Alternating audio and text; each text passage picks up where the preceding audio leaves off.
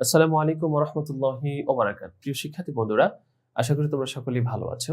উর্দু ভাষা শিক্ষা কোর্সে তোমাদের সকলকে জানাচ্ছি আন্তরিক শুভেচ্ছা এবং মোবারকবাদ।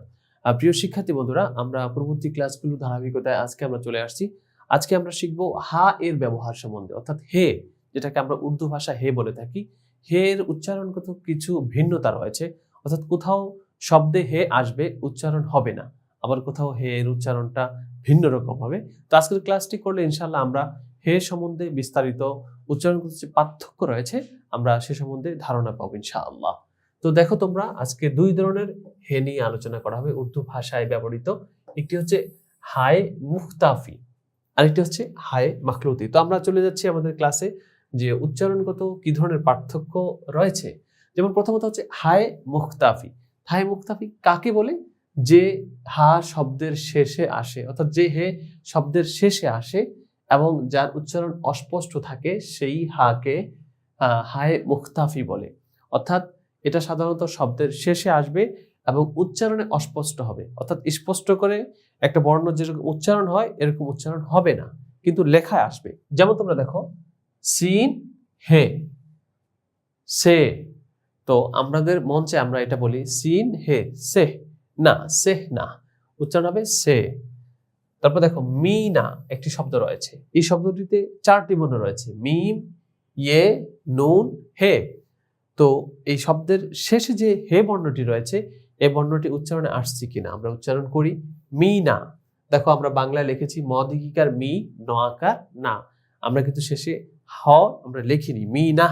আমাদের মন চায় এটা বলতে, কিন্তু মন চাইলেই হবে না, এটা উচ্চারণগত ভুল। তাহলে আমরা লেখায় হে এসেছে কিন্তু উচ্চারণে অস্পষ্ট, অর্থাৎ স্পষ্টভাবে উচ্চারণ আসেনি, এটা হচ্ছে মিনা। আরেকটি রয়েছে মাহিনা।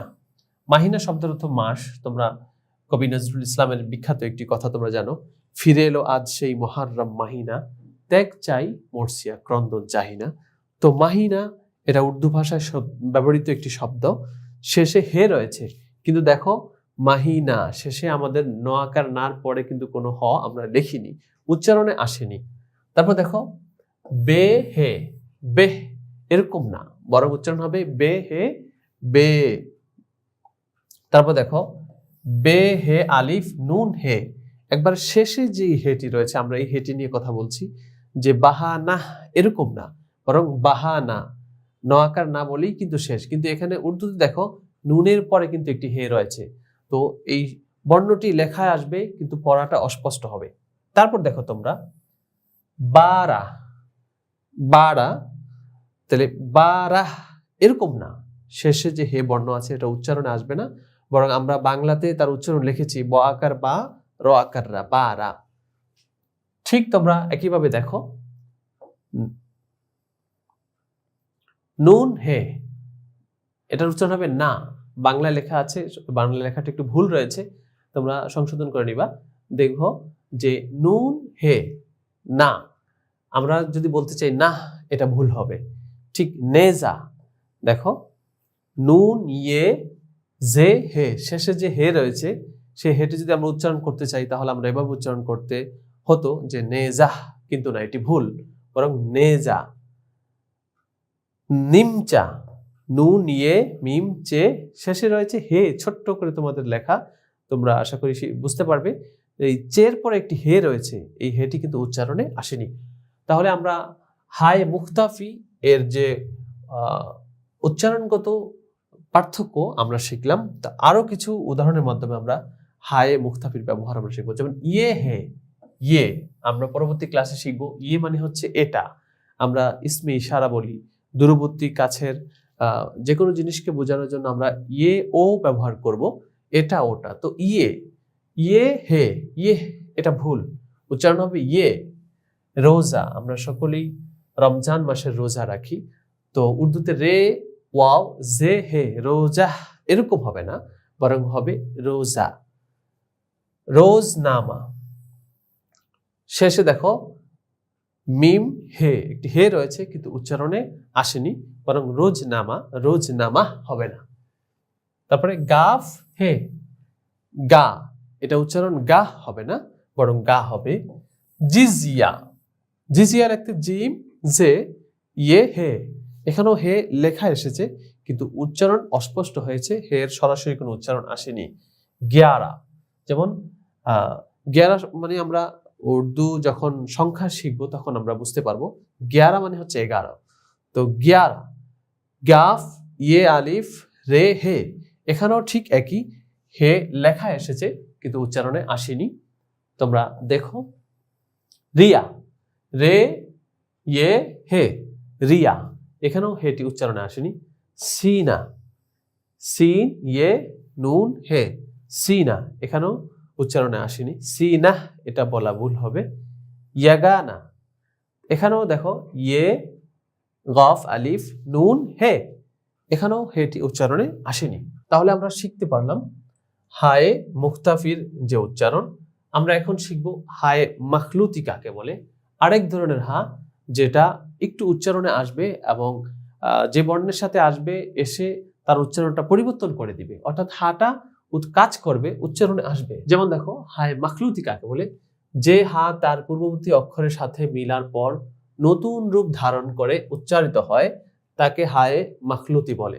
অর্থাৎ হাটা আরেকটা বর্ণের সাথে মিলবে এবং উচ্চারণ করতে একটা পার্থক্য সৃষ্টি করবে। যেমন তোমরা উদাহরণের মধ্যে দেখো বে হে ভ, স্বাভাবিক যদি বে থাকতো তাহলে আমরা বাংলায় যেটা লিখতাম উচ্চারণের ক্ষেত্রে তাহলে ব লিখতাম, আমরা ভ লিখতাম না। তো বে এর সাথে হে আসার কারণে বে হে ভ হয়ে গিয়েছে। যেমন শব্দ তৈরি হয়েছে বে হে রে ভর, ভরা, বে হে রে আলিফ ভরা। তারপর দেখো পে এর সাথে যখন হে আসে উচ্চারণটা কেমন হয়, যখন শুধু পে তাহলে বাংলায় প একার পে, কিন্তু পে এর সাথে যখন হে আসলো তখন উচ্চারণটা প আর থাকবে না, তখন এটা ফ হয়ে যাবে। যেমন দেখো পে হে লাম ফল, পে হে ওয়াও লাম ফুল হয়ে গেছে। এটা কিন্তু পে উচ্চারণ থাকে নাই, হে আসার কারণে এটা প থেকে হ পরিণত হয়ে গিয়েছে। তোমরা দেখো তের সাথে যখন হ আসবে তখন উচ্চারণটা তখন ত থাকবে না, বাংলাতে ত থাকবে না, তখন থ হয়ে যাবে। যেমন তে হে কাফ থ, যেমন হাত, এখানে কিন্তু হাত বলা যাবে না, হাত, উর্দুতে উচ্চারণটা হাত, হে আলিফ তে হে হাত। তাহলে আমরা বুঝতে পারলাম হায়ে মখলুতি এর উচ্চারণের কারণে বর্ণতে শব্দে কি ধরনের পরিবর্তন আসে। আমরা আরো কিছু হায়ে মখলুতির উদাহরণ দেখব। তোমরা দেখো টে এর সাথে যখন হে, তোমরা সবাই আশা করি টেটা তোমরা জানো যে টে এটা উর্দু বর্ণমালা একটি নতুন বর্ণ যেটা আরবির সাথে মিললেই তো উপরে ছোট্ট করে একটি ত দেওয়া, টে স্বাভাবিক বাংলাতে ট লেখা হয় কিন্তু এর সাথে যখন হে আসবে তখন ঠ হয়ে যাবে।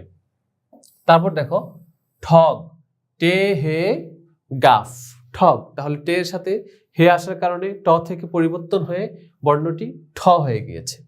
তারপরে ঠিক, আমরা কথায় ওয়াজে নসিহতে যখন একজন বক্তা কোনো কথা বলে সাথে সাথে শ্রোতারা আমরা ঠিক বলে উঠি। তো উর্দুতে দেখো টে হে ইয়ে কাফ ঠিক, এটা টে ছিল কিন্তু হে আসার কারণে ঠ হয়ে গিয়েছে। এবার আমরা দেখব জিমের সাথে যখন হে আসে উচ্চারণটা কেমন হয়, তখন এটা বর্গীয় জ, এটা থাকবে না বরং এটা ঝ হয়ে যাবে, জ থেকে ঝ। তারপর দেখো জিমের সাথে যখন হে আসলো জিম হে টে ঝাট হয়ে গিয়েছে। তারপরে ঝটপট, আমরা তাড়াতাড়ি যখন কোনো কাজ করার জন্য বলি ঝটপট করে ফেলো, তো ঝটপট জিম হে টে ঝট পে টে ঝটপট। তাহলে জিম এর সাথে হে আসার কারণে ঝ হয়ে গিয়েছে, জ থেকে ঝ। এবার আমরা দেখবো চে এর সাথে যখন হ আসে, চে মানে চয়কার চে, কিন্তু আমরা দেখি এখানে চে এর সাথে হে আসার কারণে চ থেকে ছতে পরিণত হয়ে গিয়েছে। তারপরে চে হে তে ছাদ, অর্থাৎ চ থেকে ছ এটা পরিবর্তন হয়ে গিয়েছে। ঠিক চে এর সাথে হে আসার কারণে চে হে ইয়ে দাল ছেদ, তাহলে চ থেকে পরিবর্তন হয়ে কিভাবে একটি বর্ণ ছতে পরিণত হয়ে গিয়েল। প্রিয় শিক্ষার্থীরা, আজকে আমরা হে এর ব্যবহার সম্বন্ধে জানলাম যে বাক্যে যখন আসবে শব্দে যখন হে এর ব্যবহার হবে তখন এক এক রকম উচ্চারণ হবে। আজকে আমরা সেই বিষয়ে জ্ঞান লাভ করলাম। আল্লাহ তাআলা আমাদের সকলকে শিক্ষার তৌফিক দান করেন। আসসালামু আলাইকুম ওয়া রাহমাতুল্লাহ।